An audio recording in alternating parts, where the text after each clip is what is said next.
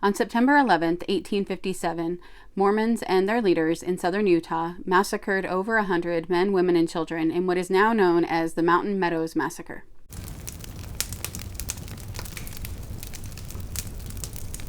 Welcome to Candlewick Library. I'm Cheryl. I have been planning this video for over a year. I wanted to put it up on September 11th last year, but I didn't get to finish the book that I wanted to read before making this video in time. So this year in August, I finally read Vengeance is Mine, The Meadows Massacre and Its Aftermath. This is by Richard E. Turley Jr. and Barbara Jones Brown. And I really wanted to read this whole book before I made the video. I now wish I had read a few other books instead. I'll get to that in a minute of why. I didn't want to wait any longer to make this video. I also, in August, was reading A Cry from the Dust by Carrie Stuart Parks, and this is a fictional book, but it is about somebody who is working at the Meadows Massacre site and is trying to make some molds of some skulls there.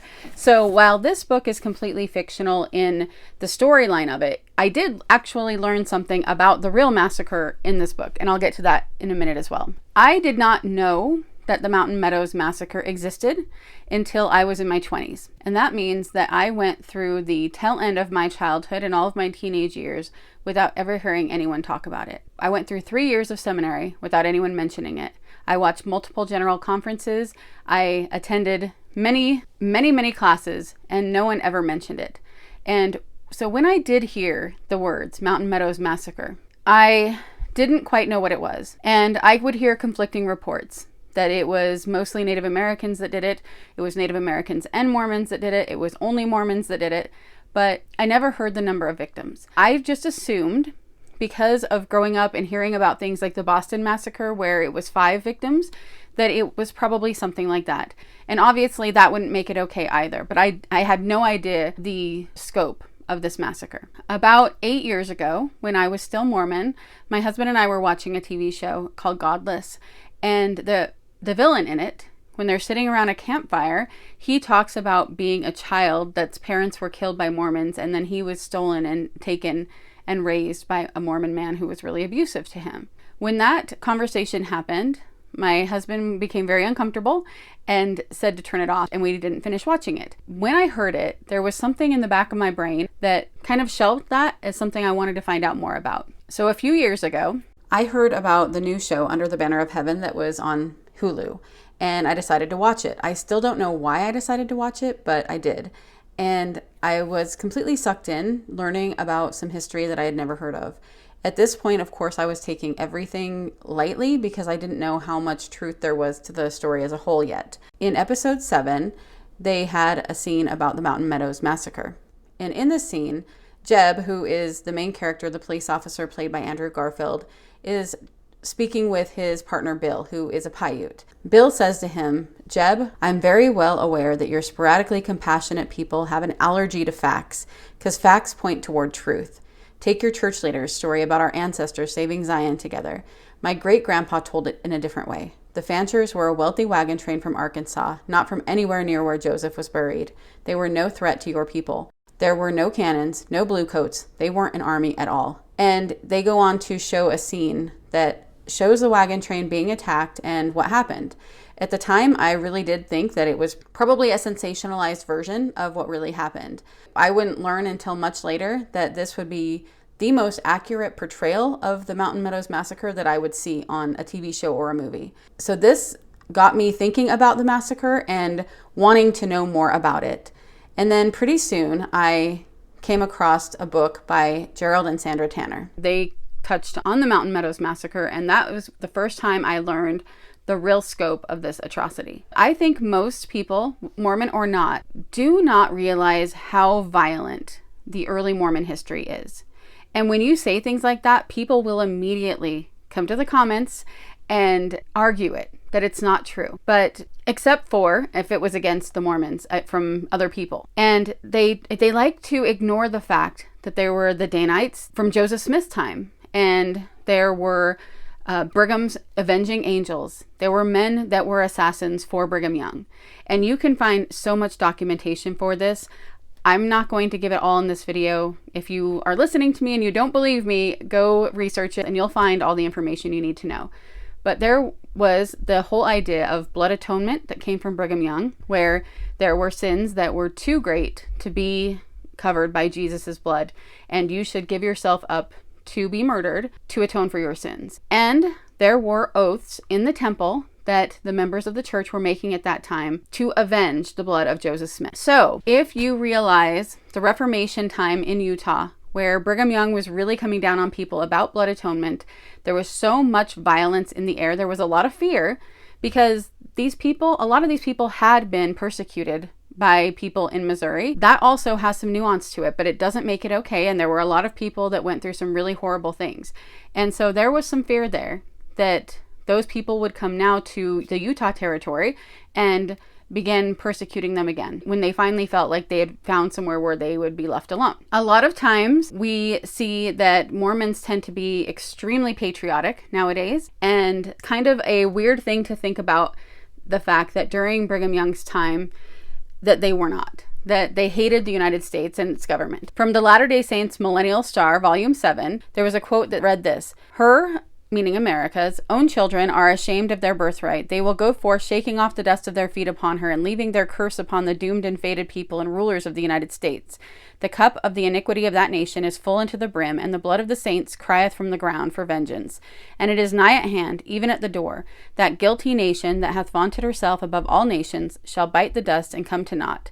The elements of destruction are within herself, shameful shall they fall." Heber C. Kimball, who was a member of the first presidency, said, "Thank God, I say, that we are delivered from that Christian nation. Deliver me from their Christianity and from them.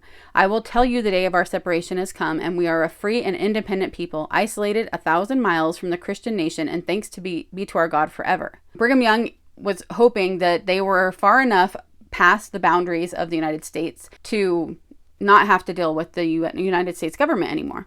But then they did find themselves still under the power of the United States government. Brigham Young was allowed the privilege of continuing to be governor, but the government appointed a few people that he did not respect and he did not appreciate. On May 4th, 1855, the New York Herald reported that Brigham Young said the following: "It is reported that I have said that whoever the president appoints, I am still governor. I repeat it. All hell cannot remove me." And then there were cries of amen from the audience. "I am still your governor. I will still rule this people until God himself permits another to take my place." And at the end of this talk, he says, "Let them take down the American flag. We can do without it." But you can see how the Mormons here in Utah were really riled up against the United States government. And then we have Senator Stephen A. Douglas made a speech on June 12th, 1857, where he spoke about the Mormons and how they weren't loyal to the government. And he said that Mormons were bound to their leader by horrid oaths, which is true, and that the church was inciting the Indians to acts of hostility, also true, and that the Danites, or destroying angels, were robbing and killing American citizens. Also true. On June 26th, Lincoln made a speech also at Springfield, and he also touched the Mormon question. He ventured the opinion that perhaps territorial status should be repealed and Utah placed under the judicial control of neighboring states. The Mormons, he said, ought somehow to be called into obedience. President Buchanan felt impelled to take action against the Mormons. He met the situation by calling the Mormon problem one of civil disobedience. So now we have the Mormons riled up in Utah. We have the government officials riled up against the Mormons. Different time, different places, same problems. The Mormon leaders decided to resist the government. And Heber C. Kimball, a member of the first presidency, said, "Listen to the counsel of God and those men that are placed here. Our enemies shall be overcome every time before they cross that big mountain, if we have to do it ourselves. We intend to kill the poor curses ourselves before they get to the big mountain." That's from Journal of Discourses, Volume 5. So Brigham Young sent the Apostle George A. Smith south. There's different accounts about what he was doing, actually. Some people say he was just visiting different people and preparing them for what was believed to be an imminent invasion by the government. It is reported that he was riling up the people to fight. The Mormon leaders were telling people that when the troops got here, they were going to take their women and hurt their children. And so this was causing so much fear in the regular everyday Mormons of Utah. Brigham Young issued a proclamation in which he stated, "Therefore, I, Brigham Young, Governor and Superintendent of Indian Affairs for the Territory of Utah, in the name of the people of the United States in the Territory of Utah, First, forbid all armed forces of every description from coming into this territory under any pretense whatever. Second, that all the forces in said territory hold themselves in readiness to march at a moment's notice to repel any and all such invasion.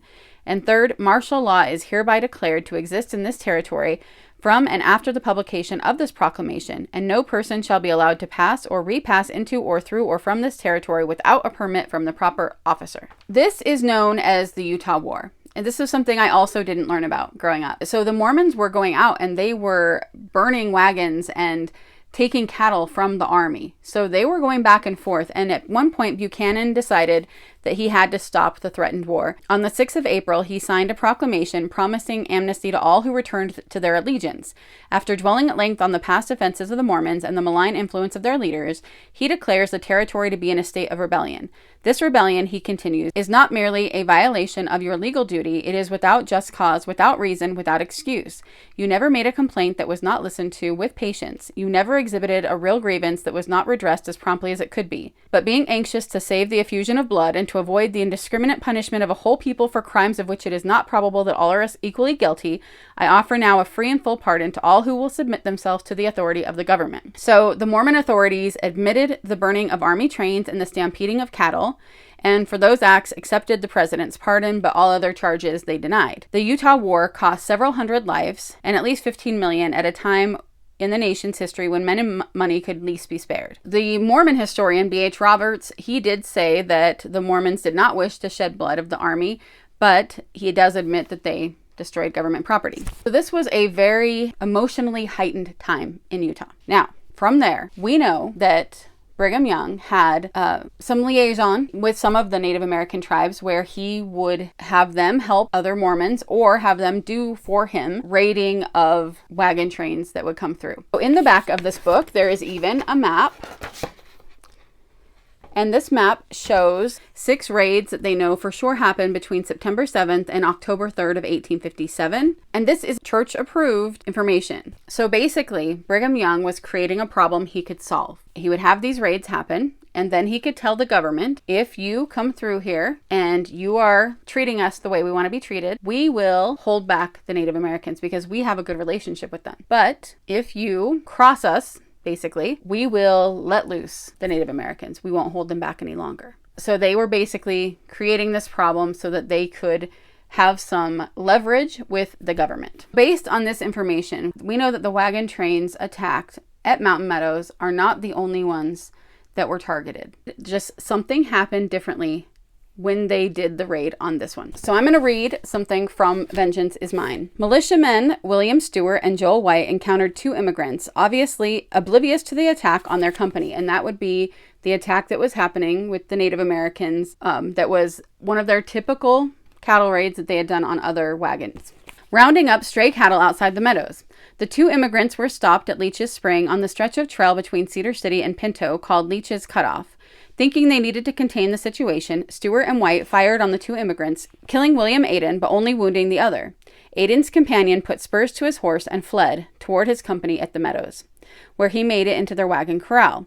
Now everyone inside the corral would know that white men were involved in their attack. Cedar City's leaders worried about the consequences if they let the immigrants go on to California with that knowledge. This wagon train was coming from Arkansas. They were all on their way to California. I also printed out some information from the Mountain Meadows Association. They wrote this: unfortunately for the groups of families which came to be called the Fancher Party, a revered Mormon apostle and the great-great-grandfather of 2008 Republican presidential candidate Mitt Romney, Parley Pratt was murdered in western Arkansas within 2 weeks of their departure. News of the Pratt murder committed by a non-Mormon angered over Pratt's taking of his wife, soon reached Utah and greatly inflamed local hostility toward non-Mormons. When further word reached Salt Lake in July 1847 that the army was headed its way, Utah became a place hungry for retribution. So not only do we know that there was all of this tension with outsiders, and there was tension in particular with Arkansas. As this wagon train came through Salt Lake, first on its way down to Mountain Meadows, all of the Mormons were ordered not to feed them or sell anything to them. And obviously we know from this time of westward expansion that every stop along the way where you could get supplies was important. And here they are going all the way through Utah, and then the last place that they can stop, they're not being able to get anything from anyone. And I'm going to touch on that again in a minute with some witnesses from a trial. The Fancher party consisted of about 140 men, women, and children. There was also a rumor that there were some among this party that were part of the lynching of Joseph Smith, which of course wasn't true. The wagon train's imminent arrival had prompted Isaac Haight, second in command of the Iron Brigade, which was the Nauvoo Legion part in southern Utah, and president of the Cedar City Stake of Zion, which was the highest Mormon ecclesiastical official in southern Utah at that time, to call a meeting and discuss the course of action that they were going to take. According to John D. Lee, the only person who was executed for this massacre, Haight said it was the will of all in authority to arm the Paiute and incite them to kill part or all of the party. Isaac Haight sent Indian interpreter Nephi Johnson on a mission to stir up the Indians so that they might give the immigrants a good hush.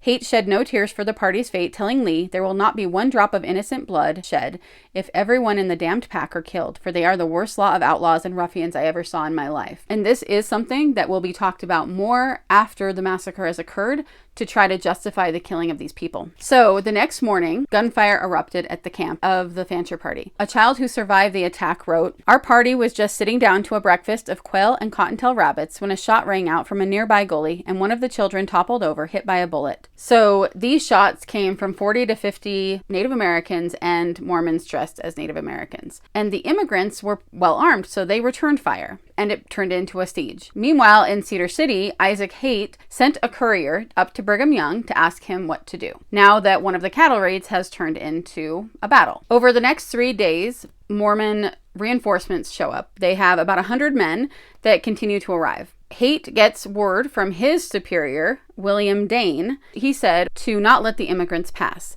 "My orders are that all the immigrants, except the youngest children, must be done away with." On September 10th, the messenger arrived at Brigham Young's office and gave him the letter. What Brigham Young sent back was a note telling him to let the Indians do as they please, but as for Mormon participation in the siege, if the immigrants will leave Utah, let them go in peace.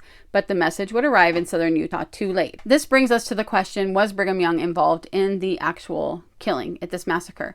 Every source seems to point at no. He did not order them to do it and didn't want them to kill all these people. However, it is not okay to pretend like what he did order didn't lead to it, because he was having the raids happen that led to this, and he was part of the cover-up afterward.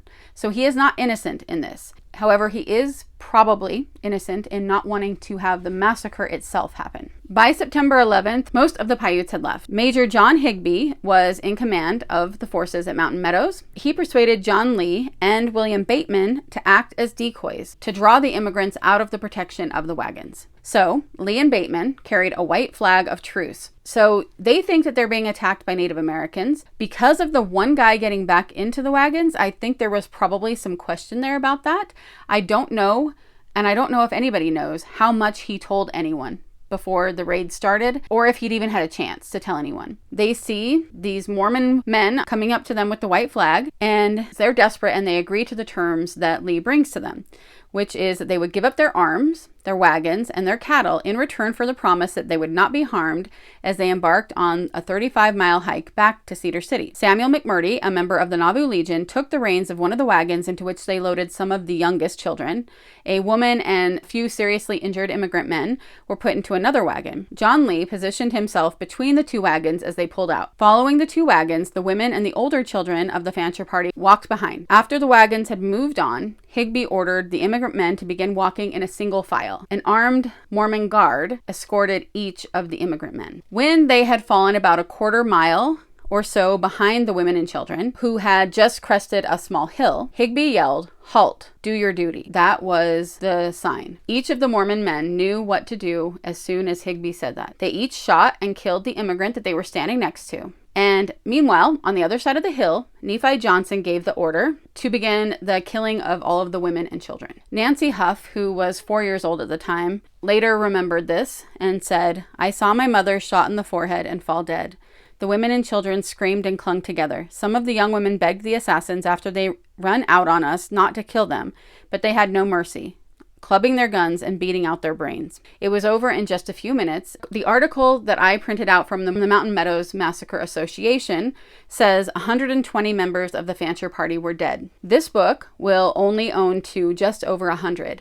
It doesn't give an exact number. And when I watched an interview with Barbara Jones Brown where she was talking about this book, she said that everybody says it's closer to 100 and that was closer to a book that was written quite a while ago by Juanita Brooks, and that also fits with how many bodies they have found, that they've only found 90-something bodies. And so having it be just over 100 is probably closer. I don't know if that's true or not. And I think if the people that are the descendants are saying 120, I'm going to say 120 until I see proof that it was less than that. Just over 100 is not any better. It's still horrific, but I hate how they constantly downplay everything. And that is a theme of this book. This book tells you a lot of truth that happened that makes the Mormon church look really bad, that makes the people back then look really bad, but they also consistently downplay. That was a huge question I had while reading it because I didn't understand why they kept doing that. I found out why at the end, so I'll get back to that in a minute. The youngest children were gathered up to later be placed in Mormon homes. None of the survivors were over 7 years old. So it is believed that there were 17 little children that were spared. The next day, Colonel Dame and Lieutenant Colonel Haight visited the site of the massacre with John Lee and Philip Klingensmith. Lee, in his confession, described the field on that day. The bodies of men, women, and children had been stripped entirely naked, making the scene one of the most loathsome and ghastly that can be imagined. Dame appeared shocked by what he found. I did not think there were so many of them, and he meant women and children, or I would not have had anything to do with, Dame reportedly said. Haight, angered by Dame's remark, expressed concern that Dame might try to blame him for an action that Dame had ordered. The men agreed on one thing, however. Mormon participation in the massacre had to be kept secret. Within 24 hours, Haight had another reason for concern.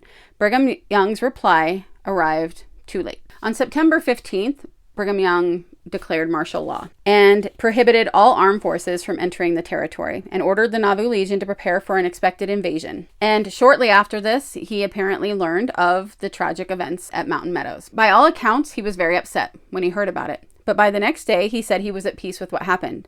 According to Lee, Young said, "I asked the Lord if it was all right for the deed to be done, to take away the vision of the deed from my mind, and the Lord did so, and I feel first rate. It is all right. The only fear I have is from traitors." One of the questions that I think a lot of people ask, and I certainly did, is how do you get so many people willing to do this? John D. Lee did talk about the orders. Heber C. Kimball, first counselor to Brigham Young, taught that people should follow the leaders whether they were right or wrong. He said, "Learn to do as you are told. If you are told by your leader to do a thing, do it. None of your business whether it is right or wrong." That's from the Journal of Discourses. That's a Mormon publication, by the way. Whenever I quote the Journal of Discourses, those are books from the Mormon Church. It is not anti-Mormon literature. It is Mormon literature. It's from Volume 6. Also in the Journal of Discourses, Volume 1, it says, "If you want to know what to do with a thief that you may find stealing, I say kill him on the spot and never suffer him to commit another iniquity." I don't know how they justified their own stealing of cattle raids, but I think it's because they had people doing it for them. I'm not sure. But apparently, because they weren't selling anything to the immigrants along their way, there were some that had stolen food. And so there were some people that were using that as an excuse. Right before this happened, Juanita Brooks, in her Mountain Meadows Massacre book, which I have not read, she stated that there was a Sunday service at Cedar City on September 6th, and then there was a special priesthood meeting where they discussed this particular wagon train. And someone in the meeting brought up that one of the immigrants bragged that he had the gun that killed Joseph Smith, which was probably a lie. I don't know if they were lying about him saying it or if the person really did say that and he lied. But he said, "I think they should be done away with, at least the one that bragged that he carried the gun. I think that we are all bound by our covenants to see that he does not live to do any more damage." So they went on discussing it this way, and they said the blood of the prophet should be avenged. By their own covenants taken in the Nauvoo temple or in the endowment house, they were bound to help carry out God's will. So you can see how so much of the fear and revenge really was building up. And then when they realized that this cattle raid had gone bad as well, that a lot of those men could be coerced to do something that some of them probably felt was wrong. Now, I did mention that John D. Lee was the only one that was tried and executed for this crime. He wrote an entire book about it right before his death. A lot of the things that he said did match up with other people's accounts, which were being told that he was expected to carry out his orders. I knew I had to obey or die. I had no wish to disobey, for I then thought that my superiors in the church were the mouthpiece of heaven, and that it was an act of godliness for me to obey and any and all orders given to me without asking any questions. After they had killed everyone, then John D. Lee says, I ordered Knight to drive out on one side and throw out the dead bodies. He did so and threw them out of his wagon at a place about 100 yards from the road and then came back to where I was standing. I then ordered Knight and McMurdy to take the children that were saved alive and drive on to Hamblin's ranch. After the dead were covered up or buried, the brethren were called together and a council was held at the immigrant camp. All the leading men made speeches. Colonel Dame, President Haight, Klingensmith, John M. Higbee, Hopkins, and myself. The speeches were first, thanks to God for delivering our enemies into our hands. Next, thanking the brethren for their zeal in God's cause, and then the necessity of always saying the Indians did it alone, and that the Mormons had nothing to do with it. The most of the speeches, however, were in the shape of exhortations and commands to keep the whole matter secret from everyone but Brigham Young. It was voted unanimously that any man who should divulge the secret or tell who was present, or do anything that would lead to a discovery of the truth, should suffer death. The brethren then all took a most solemn oath, binding themselves under the most dreadful and awful penalties to keep the whole matter secret from every human being, as long as they should live. No man was to know the facts. The brethren were sworn not to talk of it among themselves, and each one swore to help kill all who proved to be traitors of the church or people in this matter. It is reported that Brigham Young preached one night in Cedar City, and he said this, Do you know who these people were that were killed at the Mountain Meadows? I will tell you who these people were. They were fathers, mothers, brothers, sisters, uncles, aunts, cousins, and children of those who killed the saints, and drove them from Missouri, and afterwards killed our prophet in Carthage jail. These children that the government has made such a stir about were gathered up by the government and carried back to Missouri to St. Louis, and letters were sent to their relatives to come and take them. But their relations wrote back they did not want them, that they were the children of thieves, outlaws, and murderers, and they would not take them. They did not wish anything to do with them, and would not have them around their houses. Those children are now in the poorhouse in St. Louis. And yet, after all this, I am told there are many of the brethren who are willing to inform upon and swear against the brethren who are engaged in that affair. I hope there is no truth in this report. I hope there is no such person here under the sound of my voice, but if there is, I will tell you my opinion of you and the fact so far as your fate is concerned. Unless you repent at once of that unholy intention and keep the secret of all that you know, you will die a dog's death and be damned and go to hell. I do not want to hear of any more treachery among my people. They buried the men. They buried the men because it was so obviously done in an execution type style. They were lined up. But the women and children were all left out because that would appear to look more like a Native American tribe had come in and massacred them. So the cover-up started right from the get-go. The first published reports of the massacre began appearing in California in October, and public outrage began to grow. The Mormon officials, of course, worked really hard to make sure that everyone knew that it was Native Americans that did this. But on March 18th, 1858, Congress ordered an official inquiry into the cause of the September 11th massacre. The next month, 1/4 of the United States Army reached Fort Bridger in present-day Wyoming. In April of 1858, Brigham Young was replaced as governor by Alfred Cumming, who was somebody who believed Brigham Young when he told them that they had nothing to do with it. And so he put the whole matter into Brigham Young's hands, trusting him to put the finger on those that were guilty. After several months of investigations, Judge Cradlebaugh issued arrest warrants for John Lee, Isaac Haight, and John Higbee for the murders. There were warrants, though, for 9 men: Lee, Higbee, Haight, Dame, Klingensmith, Stuart, Wilden, and Jukes. Federal authorities arrested John Lee, long considered Mormon officials' most likely candidate for scapegoat, and after finding him hiding in a chicken coop near Panguitch, Utah, on November 7th, 1874. Shortly thereafter, Dame was also arrested. So they were both arrested, but Lee was the only one that was executed. The children that were not killed were taken to the Hamblin shanty. In Vengeance is Mine, it says, Lee Knight and several other militiamen arrived at the Hamblin shanty in time for their supper, drawing 2 wagons to Rachel Hamblin's door. Though she had heard gunshots throughout the week and a firing greater than before earlier that day, Rachel must have been shocked at what she saw in the wagon. 17 blood-stained children, most of them crying. Their hair was tangled, their clothes were filthy from what they had endured over the past 5 days. 7 were infants, not yet 2 years old. The other 10 ranged from ages 2 to 6. Blood oozed from one toddler's ear. A 1-year-old girl's left arm dangled by the flesh just below the elbow. The ghastly wound made one militiaman think she would die. Yet these children were lucky to make it this far. Behind them on the killing fields lay the butchered bodies of their parents, siblings, grandparents, aunts, uncles, and cousins. The children in the wagons were all who remained of what had been a bustling train. So there was the matter now of what to do with these surviving children. John D. Lee seemed to have the distribution of the children. Rachel Hamblin wanted to keep badly injured Sarah Dunlap. With both bones of Sarah's forearm severed by the bullet, the 1-year-old could hardly endure the bone-shaking ride back to the settlements. When 6-year-old Rebecca and 4-year-old Louisa begged not to be separated from their baby sister, Hamblin's mother heart was touched. Perhaps she saw in the sisters the faces of her 3 biological children who were the same age. Hamblin found the courage to stand up to Lee, the only Mormon to do so at Mountain Meadows. She said, "I persuaded Lee not to separate them, but to let me have all 3.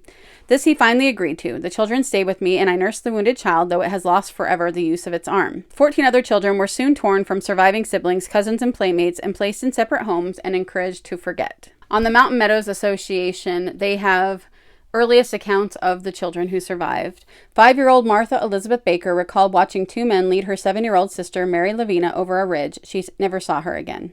John Calvin Miller, born 1851, son of Josiah and Matilda Cameron Miller. He did not remember his surname. He says he was by his mother when she was killed and pulled the arrows from her back until she was dead. He said he had 2 brothers older than himself named James and Henry, and 3 sisters, Nancy, Mary, and Martha. An Arkansas resident, William C. Mitchell, wrote to his U.S. Senator about the slaughter of his family members, and word spread throughout the state. The Indian Affairs Superintendent Jacob Forney drove his wagon to southern Utah, visiting the Indian farms along the way. And when he arrived at the scene of the massacre, he said it was too horrible and sickening for language adequately to describe. Now, more than 18 months after the crime, human vestiges still covered the ground for a distance of more than 100 yards around a central point, he wrote. In places, the bones of small children were lying side by side with those of grown persons, as if parent and child had met death at the same instant and with the same stroke. Strewn among the skeletons and bones were rolls or bunches of tangled and matted hair, which, from its length, evidently belonged to females. Faded small bonnets and dresses and scraps of female apparel littered the ground, their forms in many instances entire. The clothing fragments were like the bones of those who wore them, bleached from long exposure. The cries of women and children almost sounded in one's ears, Forney felt. He saw 3 places where burials had been attempted, now nothing more than imperfect holes. They identified only one burial spot in a gulch or hole in the ravine by the side of the road. A large number of leg and arm bones, and also skulls, could be seen sticking above the surface as if they had been buried there, but the action of water and digging of wolves had exposed them. This man was sent to find the children that survived. His group reached Fort Clara on mid-April evening. There, with the images of the remains of murdered families fresh in his mind, he met 13 child survivors of the Mountain Meadows Massacre. Though poorly clad and suffering from sore eyes, the youngsters were well and in better condition than children generally in the settlements in which they lived, they observed. Many settlers of southern Utah were living in poverty, destitute of clothing, as one woman put it. That's what it says in this book. In other things that I've read, it said that they were in terrible condition. So I think maybe both are true, that the kids were not doing well, they were sick, they were not clean, but that the Mormon children were in the same condition. On Sunday, April 17th, 13 surviving children bid farewell to the families they lived with. This time, the wagon that carried them away headed for northern Utah. Jacob Hamblin joined Forney on his way. They would soon retrieve 3 more surviving children. So James Carleton, who was, I believe he was a military man, he and his troops erected a monument in 1859. But it was torn down, and he never got a chance to rebuild it. But instead, that honor went to the soldiers under Patrick Connor's command. In May 1864, Captain George Price and the troops of Company M, 2nd California Cavalry, paused at the site on their way north to Camp Douglas. Price reported that the memorial cedar cross was gone and its stones scattered around the springs adjacent to the site. The grave that lay underneath the former cairn showed evidence of much decay. Price surmised that both grave and monument had been defaced by impious hands. Price's men built a new memorial 14 feet high with a square base from which rose a pyramidal column. They again topped the cairn with a cross bearing the scripture, "Vengeance is mine, I will repay, saith the Lord." A man who helped rebuild the monument said, "It appears well from the road and will stand for years if no impious hand destroy it." But within 2 months, vandals began their work. On July 1st, a passing Latter-day Saint noted that someone had written on the cross, "Remember Hans Mill in Carthage Jail," which Carthage Jail is where Joseph Smith was killed. Hans Mill was a place where Mormons were killed. By the end of 1864, a Camp Douglas newspaper reported that the new monument had been torn down. An inhuman, damnable act, the editors wrote.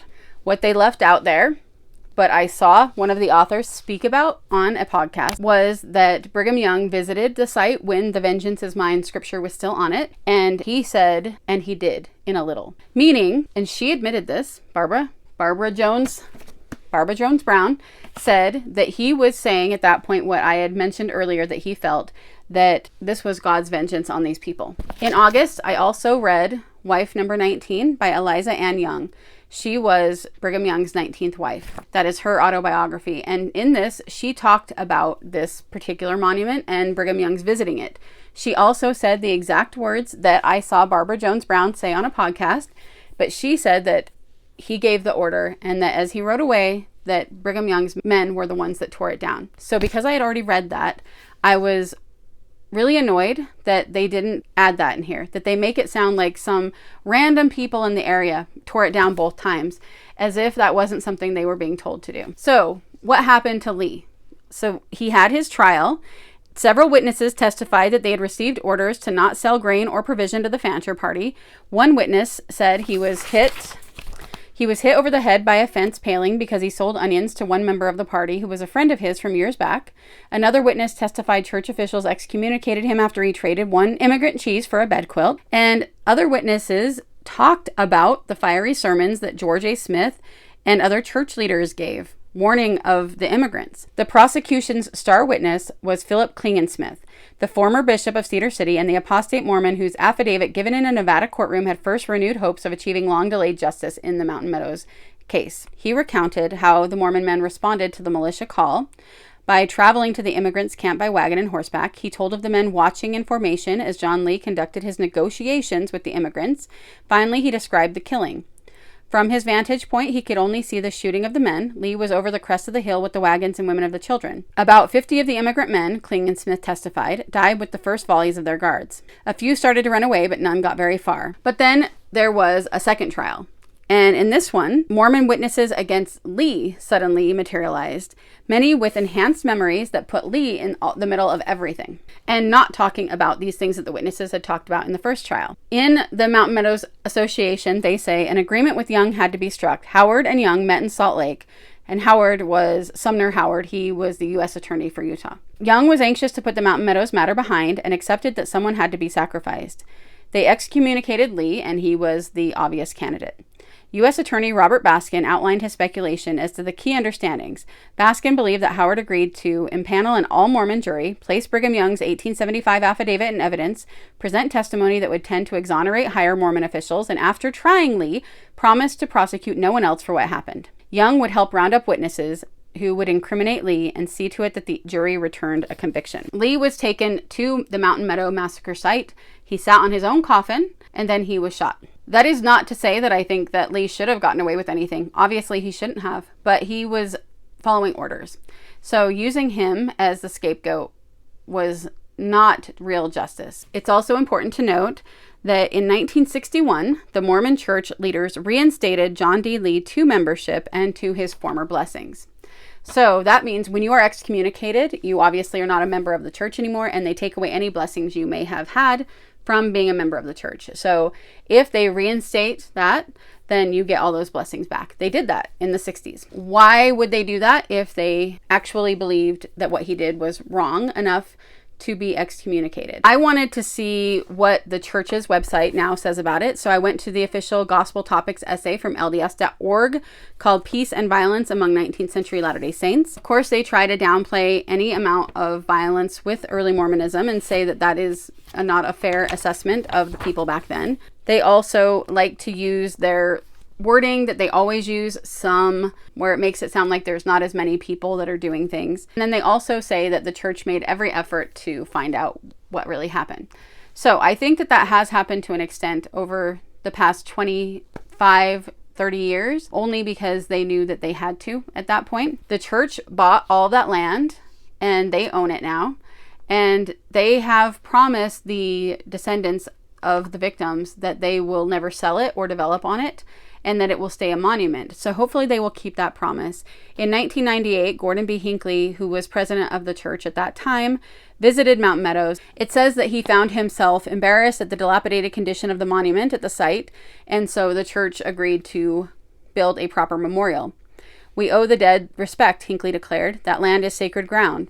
On September 11th, 1999, a new monument was dedicated at Mountain Meadows. President Hinckley, in the afternoon sunshine, told the assembled crowd, "The past cannot be recalled, it cannot be changed. It is time to leave the entire matter in the hands of God." After all the research I was doing, I really wanted to go see the site myself. My parents wanted to go as well, so we drove over to the site of the Mountain Meadows Massacre. It was a little drive off of the road. There was a little bit of a gravel road that took us up to a trail that went up to a top of a hill. So we walked up the path, and it was pretty quiet and a little bit overcast, which I felt fit the mood. We looked out over the field where they had been encamped, where the first initial attack had taken place. You get to the top, and there is a marble memoriam that has the names of all of the victims listed. This is where you see that not all of the children were saved. There were many children here, 9 months old, 18 months old, 9 years old. There were a lot of children that did not survive. They do list out all the names, which I think is good. And they had little signs up here that pointed you toward the different parts of the massacre sites. So we spent a few minutes here looking at the memorial that was built and looking out over the views. But these are the fields where the massacre happened. As we were driving back down toward the road, we saw a little turnoff that we hadn't originally seen.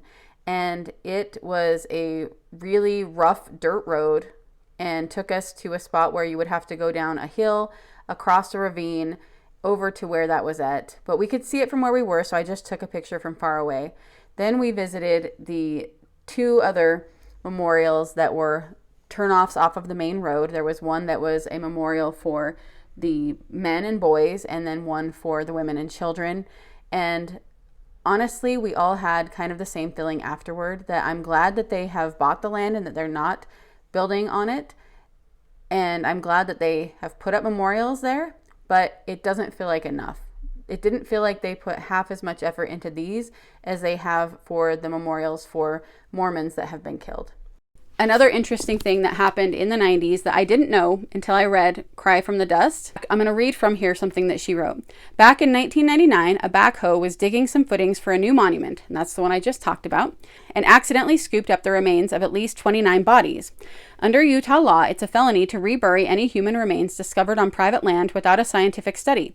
So a forensic anthropologist started to examine some of the bones. She just started to report on the brutal attack and stated that white men, not the Paiute Indians, committed the massacre. But before the study was completed, the governor, a descendant of one of the Mountain Meadows killers, demanded the bones be reburied and all research stopped. So obviously, I looked that up to see if that was true, and it is. It is true. The governor at the time was Mike Leavitt.